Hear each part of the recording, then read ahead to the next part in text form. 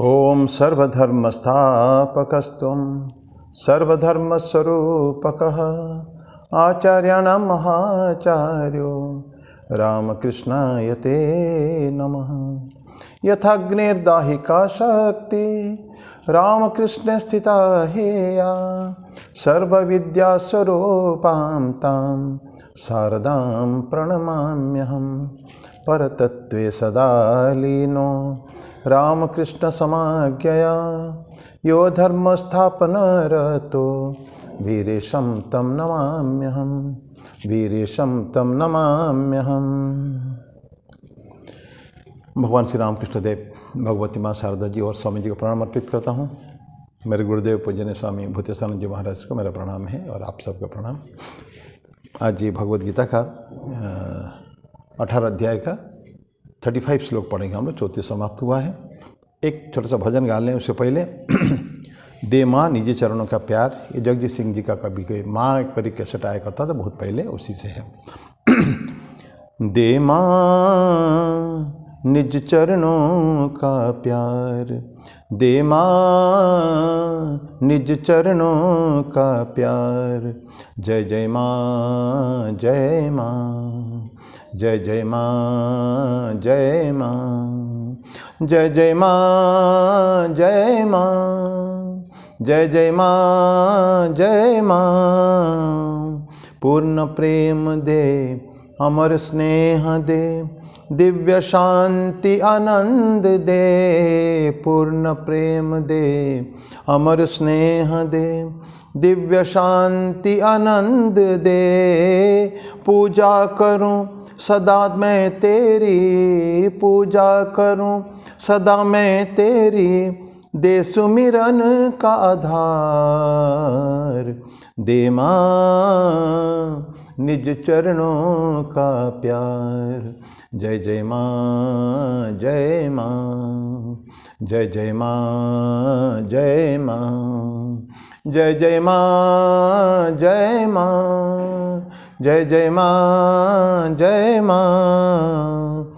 तुझको जानूं तुझको मानूं, तुझ पर ही निज जीवन वारूं। तुझको जानूं तुझको मानूं, तुझ पर ही निज जीवन वारूं। ध्यान रहे तेरा ही निश दिन, ध्यान रहे तेरा ही निश दिन, दे भक्ति का उपहार। दे माँ निज चरणों का प्यार। जय जय माँ जय माँ, जय जय माँ जय माँ, जय जय माँ जय माँ, जय जय माँ जय माँ।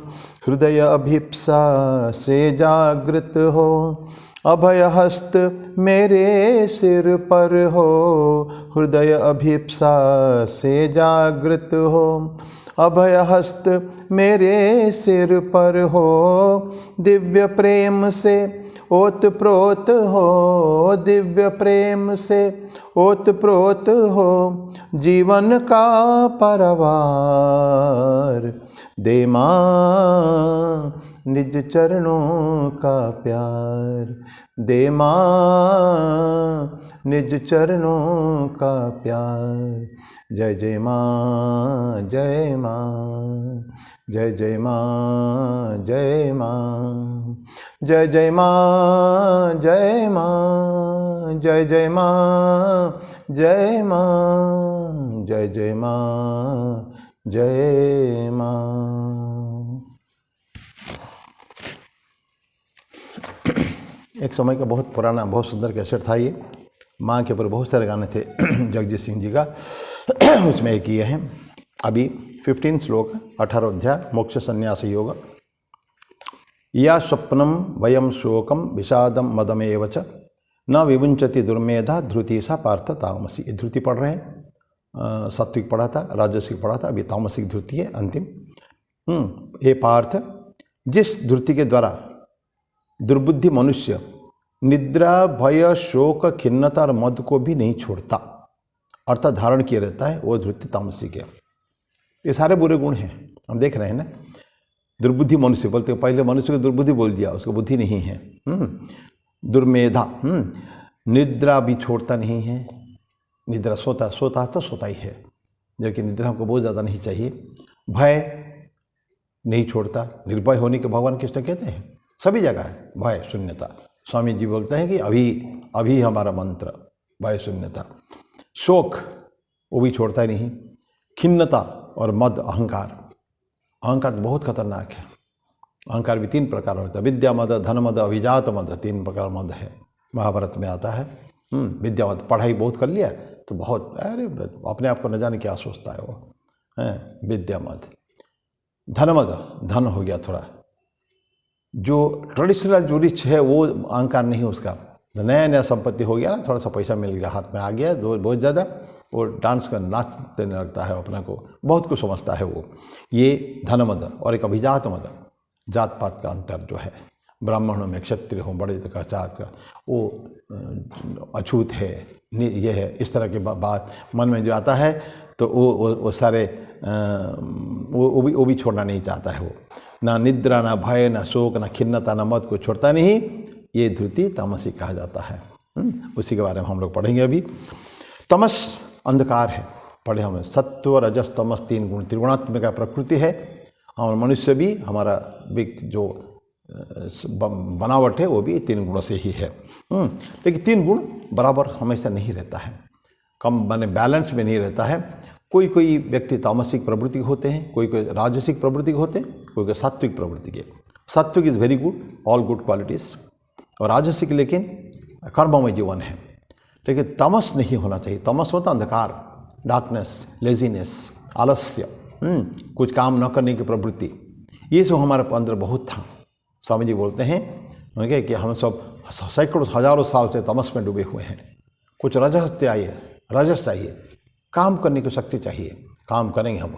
ठीक है, काम करते करते हो सकता है कुछ काम खराब भी हो जाए, होता है, सभी काम शुद्ध नहीं होते, कुछ अपवित्र काम हो जाते हैं, उसका बुरा फल भी मिलता है। लेकिन मैन लर्न्स बाय दिस, काम करते करते धीरे धीरे देखता है कि नहीं, ये काम मेरे से बुरा होता है। और अगर जीवन में एक आदर्श है, आदर्श चाहिए जीवन में, जिसके पथ चिन्ह पर हम चलना चाहते हैं, तो every moment will get A shock, एक मन में ग्लानि होगी, तो उसको धीरे धीरे करके छोड़ भी देगा, कौन सा गलत काम को। तो then slowly he will move towards सत्व। तो तमस से रजस, रजस से सत्व, दिस इज द वे। लेकिन स्वामी जी बोलते कब रजस पे रहे, देन वी कैन वर्क। ये राष्ट्र जो पतन की गर्त में जा रहा है उससे तो बच जाएगा कम से कम, ये स्वामी जी का कहना है। तो तमस से अंधकार और इग्नोरेंस भी, अज्ञान जो है, ये आपस में मिले जुले हैं।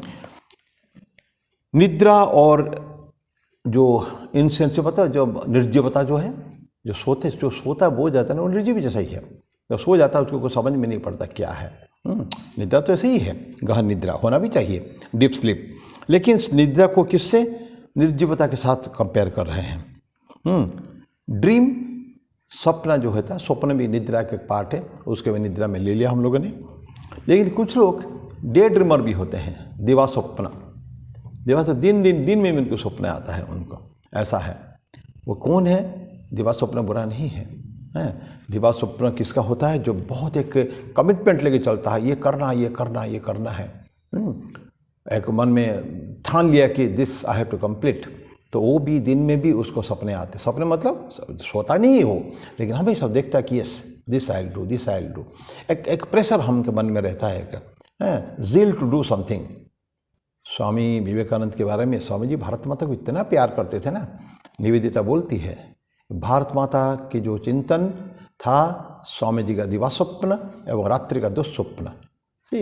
स्वामी जी का दिवा स्वप्न दिन में भी सोचते थे, रात्रि का दुस्वप्न, स्वप्न में भी वही, रात्रि में भी सोचते थे वो। दिन रात शयने स्वप्ने जागरणे स्वामी जी को भारत माता की चिंता रहती थी। वही बात निवेदिता बोलती है।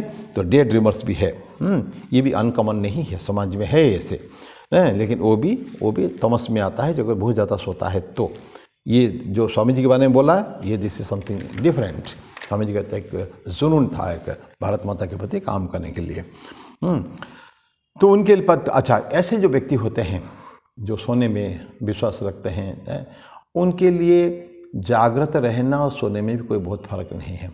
जागृत रह जो काम करते हैं उन दोनों में कोई डिफरेंस नहीं है हार्डली, क्योंकि वो ड्रीमी अवस्था में रहते हैं हमेशा, एक्टिव कभी नहीं रह पाते कभी भी, बस सपने में ही आते हैं, सोच लेते हैं, लेकिन जो कर्म करने की जो प्रवृत्ति जो है, yes I will go forward, अभी ठान लिया आज से मैं और कोई I will not take rest till I complete my job.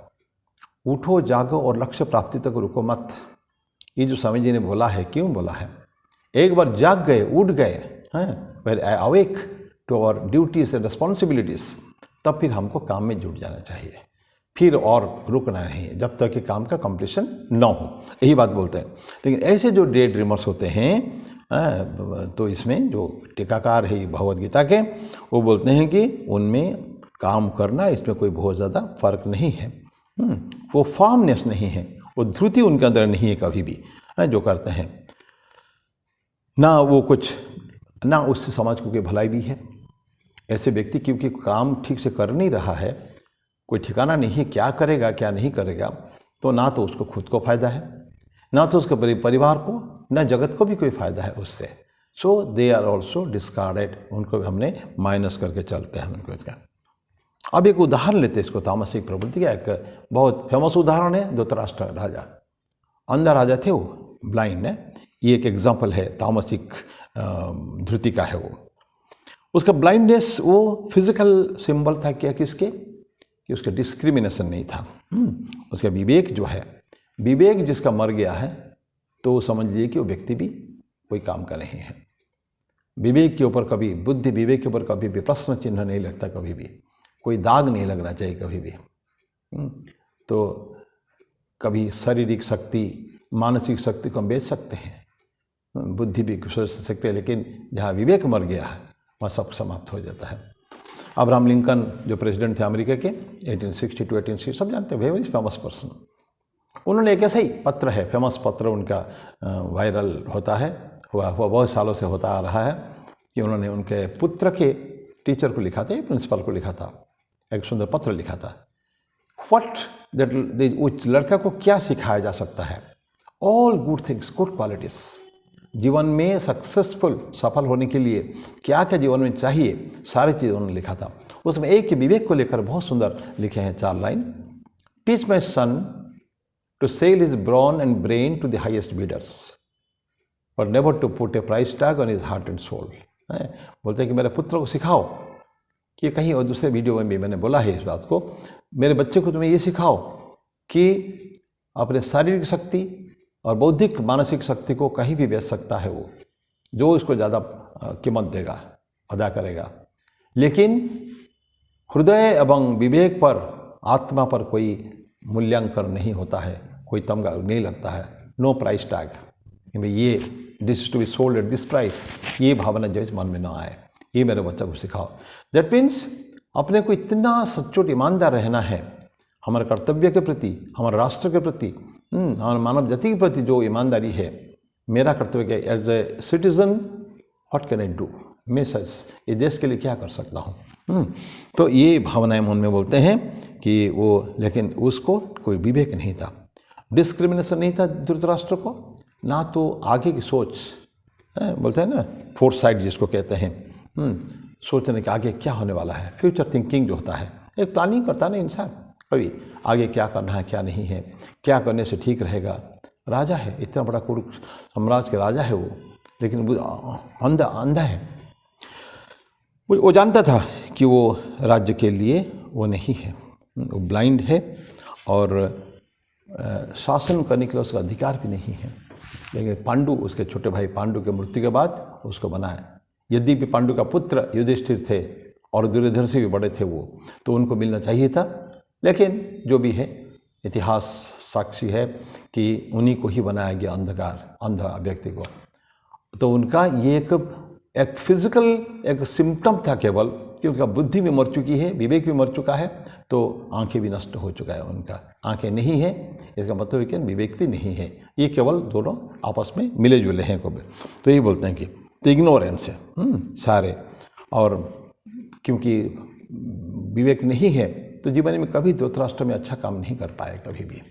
जब भी किए उन्होंने कभी हमेशा ये अपने मोह से मोहग्रस्त थे अपने पुत्र के प्रति। वो देखते हैं ना, अनफिट थे वो, ही न्यू इट, शासन करने अनफिट थे, लेकिन फिर भी उनका इतना मोह था राष्ट्र के प्रति, वो तो उनका गद्दी के प्रति, ये गद्दी मेरे हाथ से नहीं जाना चाहिए। वो पूरे जो है, और उनको सपोर्ट करने के लिए तो भीष्म पितामह ही, ये तो दुर्भाग्य भी कह सकते हैं, जो भी कहें, भीष्म पितामह ने जो लिया कि हमारे ऑनेस्टी टू द थ्रोन, ये राज सिंहासन के प्रति हमारा जो कर्तव्य है वो कर्तव्य निभाने के लिए भीष्म पितामह ने कितना जी गलतियाँ की उसका कोई ठिकाना नहीं है। फाइनली उन्होंने साथ दिया, दुर्योधन का भी साथ दिया। इतना बड़ा युद्ध में, धर्म युद्ध में, महाधर्मी है, भगवान कृष्ण के महान वो थे, भक्त थे, लेकिन फिर भी उन्होंने साथ दिया, दुर्योधन का साथ दिया। जो भी है, तो उनके कारण ही, ऐसे कुछ लोगों के कारण धृतराष्ट्र को बैठा गया था, और वो हमेशा मन में आता था कि मेरे हाथ से ये सिंहासन खिसक ना जाए कभी भी। ये एक भय रहता था कि अगर मैं थोड़ा सा गलत स्टेप लूँगा तो शायद ये सिंहासन हमारे हाथ से, मेरे सन, हमारा तो नहीं, मेरा पुत्र मोह है दुर्योधन दुशासन के प्रति, कि उनके हाथ से सिंहासन जाके किसी और के पास ना चली जाए, ये हमारे भय हमेशा उनको सताता था। ये हमेशा जीवन यही हमेशा सोचते रहते थे। तो इसलिए जो सुना था उन्होंने, बारंबार देखते थे उनके जो पुत्र दुर्योधन दुशासन एवं अन्य जो है, दो को तो नाम हो जान ही रहे हैं, बाकी तो 98 पुत्र थे। एक अंतिम 100वां पुत्र था जो युधिष्ठिर करके, जिसने पांडव का भी साथ दिया था, तो अलग छोड़ दिए, लेकिन पूरा जो क्लैन उनका, जो पुत्र जितने 100 पुत्र, ये सारे के सारे बदमाश थे। देखिए द्रोणाचार्य के पास वो भी पढ़े हैं, पांडव भी पढ़े हैं, संस्कार कैसा होता है, एक ही जगह पढ़े हैं, लेकिन यहाँ एक कथा बड़े बड़े लोगों का, युधिष्ठिर जैसा धर्म प्राण थे, अर्जुन, भीम, ये 5 भाई, और ये 100 भाई, लेकिन कभी धर्म मार्ग में ये लोग नहीं चल पाए कभी भी। ऐसा दुर्भाग्य है वो। तो ये उनके पुत्रगण कितना ही गलत काम कर रहे हैं, पाप कर रहे हैं, कितना सता रहे हैं पांडवों को, ये सोच जानने के बाद भी कभी भी दुखी तो होते थे, दुखी होते थे, बहुत कष्ट दिखाए हैं, लेकिन कुछ एक्शन जो लेने का है, राजा है, he can take any action.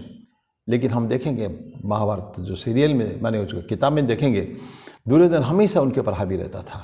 पिताजी उनको कुछ बोल भी नहीं पाते थे कभी, कि कहाँ देखेंगे, इतना हठी तो था ही, जो दुर्योधन बड़ा हठ है उसको था, तो कभी पिताजी की बात कभी सुना नहीं, ना उन्होंने कभी कुछ एक्शन कभी लिया है।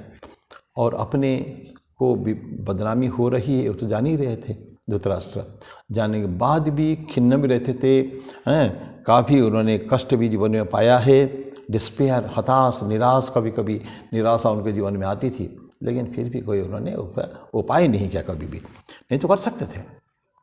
पूर्व राज्यसभा में जब द्रौपदी का वस्त्र हरण हो रहा था, चिद हरण हो रहा था, वो भीष्म पितामह, द्रोणाचार्य, कृपाचार्य सभी तो बैठे थे वहाँ। किसी ने बोला कुछ? किसी ने नहीं बोला। दुर्भाग्य है ये। आजकल ज़माना में संभव नहीं है। बोलते हैं कि युवा पथभ्रष्ट हो रहा है, लेकिन इससे बहुत गर्हित काम तो दुर्योधन कर रहा था सभी के सामने। किसी नारी, अपने कुल वधू है वो, उसको अपमानित करना, ये सो जंघा पर उसका बैठाना, ये सो कितने गलत काम उसने किया है, ये सब धृतराष्ट्र ने देखा। ये तामसिक प्रवृत्ति की बात हम लोग कर रहे हैं, ये सारे एकदम क्या बताएं, हताशा, निराशा, और कभी काम कुछ करना नहीं है, अच्छे स्टेप लेना नहीं है, गलत का हमेशा सपोर्ट करना है। तो ये सब जानने के बाद भी, डिस्पेयर था, हताश थाने के बाद भी, जो गाइडेंस उसको भीष्म द्रोण देना चाहते थे वो कभी सुना नहीं उनको, कभी भी नहीं सुना ना। भीष्म पिता कितना समझाए हैं, तुम ऐसा करो, ये करो। विदुर ने, इतना महान एक विदूषक थे विदुर, उनके राज्यसभा में है, उनका कजिन ब्रदर थे, लेकिन फिर भी उनको कहाँ सुना उन्होंने। विदुर की नीति आज हम लोग पढ़ रहे हैं साहित्य में, लेकिन माँ इतना बड़ा होने के बाद भी किसी को उन्होंने कभी जीजो ना, तो द्रोणाचार्य, वो दुर्योधन तो सुनने का नहीं था, पर उसके पिताजी ने भी कभी भी भीष्म द्रोण की किसी कृष्णा का को भी नहीं सुना। नहीं तो कुरु राज्यसभा में युद्धों को टालने के लिए बहुत कोशिश की गई है। महाभारत युद्ध, लाखों लोग मरे हैं, मिलियन से करोड़ों कह सकते हैं आज के दिन में, कोशिश की गई है, सभी ने कोशिश की टालने के लिए, नहीं हो पाया। फाइनली भगवान कृष्ण दूत बन के जाते हैं कि ठीक है, हमको आधा राज्य नहीं चाहिए, 5 गांव तो दे दो कम से कम, इतने में हमारे 5 व्यक्ति सेटिस्फाई हो जाएंगे। ये 5 गांव बोलते नहीं, एक सुचग्र सुई के नोक पर जो जमीन आएगा उतना भी मैं दूंगा नहीं, मना कर देता है। और कृष्ण को बंदी बनाने चलता है राज्यसभा में, कृष्ण को बंदी बनाएगा वो। और देखा कृष्ण ने उनका विश्व रूप दर्शन दिखाया, उनको महान रूप दिखा, विराट विशाल, ये क्या बांधेगा उसको। तो ऐसे कंडीशन में वो कृष्ण का भी नहीं सुना, किसी का भी विरोध नहीं सुना है कभी भी। मना के, लेकिन मनार्क में सम्राट हूँ, मैं राजा हूँ, बस ये उनके अहंकार गर्व रह गया, उनके हृदय के अंदर रह गया है। कभी उन्होंने दूसरों को दिया नहीं है। तो ये तमस में ही डूबे रहा था। ये जितना हमने गुण पढ़े, जो धृतराष्ट्र की, बाकी तो बहुत है, प्योरली माने महातामसिक नेचर का है धृतराष्ट्र। अब प्रश्न है कि तो वो तो हो गया द्वापर युग में, लेकिन अब क्या होता है? अब तो धृतराष्ट्र की श्रेणी में बहुत लोग, इन्यूमरेबल लोग मिलेगा धृतराष्ट्र में। क्या करते हैं वो लोग? कुछ काम नहीं, पैसा है उनके पास। पैसा कहाँ से आया? उनके फोर फादर्स ने उनकी विरासत में जो पिताजी और दादा ने जो संपत्ति सौंपी है उनको, वही उनका सब कुछ है। वो सोचते हैं कि बस ये जैसे हमेशा के लिए संपत्ति रहने वाली है। ऐसा तो नहीं होता कभी भी। संपत्ति हमारा मेरे मातृभाषा में कहावत है कि बैठे बैठे खाओगे तो नदी का बालू भी जो है ना, वो भी आपको कम पड़ जाएगा, नदी का बालू भी समाप्त हो जाएगा। बालू कोई खाता ही नहीं, लेकिन ये कहने की बात है, कितना खाओगे, यू हैव टू फिनिश, ऐड कुछ नहीं होता। ऐसे व्यक्ति जीवन में कोई इनकम नहीं करते, कोई काम नहीं करते, जो कर्ममय जीवन नहीं है उनका। वो केवल बैठे बैठे खाते हैं, सोते हैं। अच्छा, खाते सोते यह भी ठीक है, दुर्व्यसन में भी, वेश्या घर गमन, शराब पीना, जुआ खेलना, क्योंकि पैसा बहुत है, दिखता है उनका पास है संपत्ति। वो ये नहीं लग रहा है कि ये भी कभी समाप्त हो जाएगी। देखते देखते आंखें के पलक के साथ साथ धीरे धीरे ख़त्म होता जा रहा है, ये कभी सोचते नहीं हैं। तो ये उनको जितना संपत्ति मिली है उसी के ऊपर वही उनका आधार है, धीरे धीरे समाप्त होता जा रहा है, वो पैसा समाप्त होता जा रहा है, कभी ख़त्म हो जाएगा, इसके बारे में कभी सोचते हैं, लेकिन सोच के भी ये नहीं ठीक वो एक्शन नहीं ले पाते उसके ऊपर। तो ऐसा लोग बोलते हैं कि वो भी ब्लाइंड है। यद्यपि वो फिजिकली आंखें उनका है, लेकिन मेंटली वो ब्लाइंड है।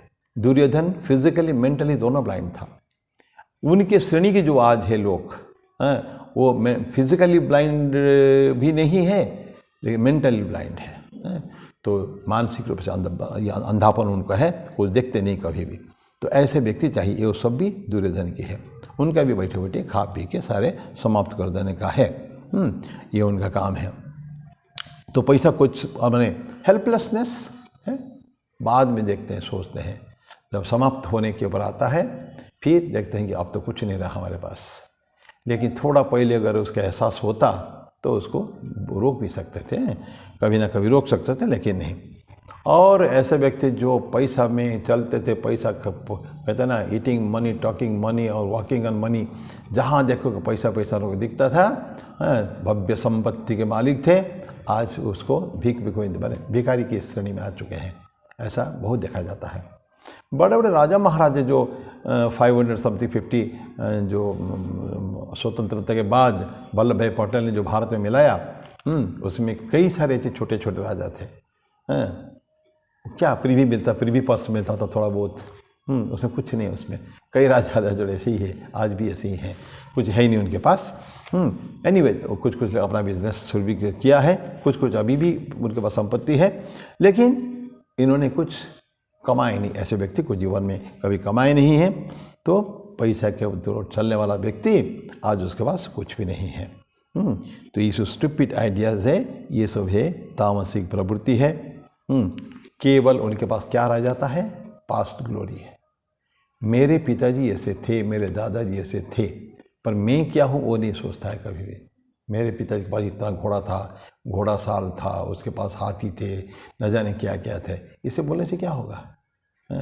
वो कहते हैं ना कि एक कपड़े में आपने कर्पूर बांध के रखा था, कर्पूर सब उड़ चुका है, वो कपड़ा ही केवल बच गया है।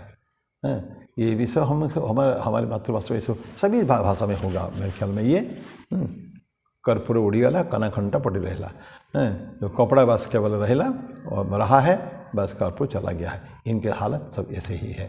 देखने को बस हम घर दिख रहा है पुराना बस। तो ये हमारा था 35। ये कौन सा था? तामसिक धृति। अभी बस एक और श्लोक खाली, आज थोड़ा सा समय की कमी होने के कारण हम 36 श्लोक में जस्ट एंटर करके हम लोग छोड़ेंगे। मैं कल जस्ट पढ़ूंगा उसको, अब मीनिंग पढ़ के उसको फिर समाप्त करेंगे, अगली बार पढ़ेंगे उसका। ये सुख के बराबर आ गया, धृति का सुख। सुखम तिदानीम त्रिविधम शृणु में भरतर्षभ, अभ्यासात रमति यत्र दुखांतम न निगच्छति, दुखांतम च निगच्छति। क्या बोलते हैं? हे पार्थ, जिस अव्यभिचारिणी अर्थात एकनिष्ठ धृति अर्थ धारण शक्ति के द्वारा मनुष्य योग से मन, प्राण और इंद्रियों की क्रियाओं को धारण करता है, अर्थात उन्हें शास्त्र विरुद्ध विषय में प्रवृत्त नहीं होने देता, वो धृति सात्विक है।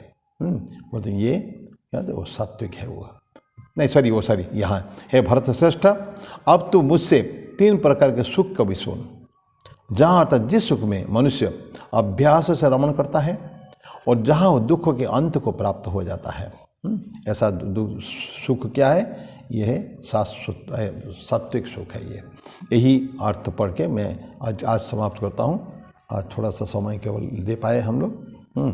तो अब फिर अगले बार में इस 36 श्लोक के ऊपर फिर हम पढ़ेंगे 36 के ऊपर। तब तक मैं वाणी को विराम दो। ओम शांति शांति शांति। हरि ओम तत्सत। श्री राम कृष्णार्पणमस्तु। जय ठाकुर।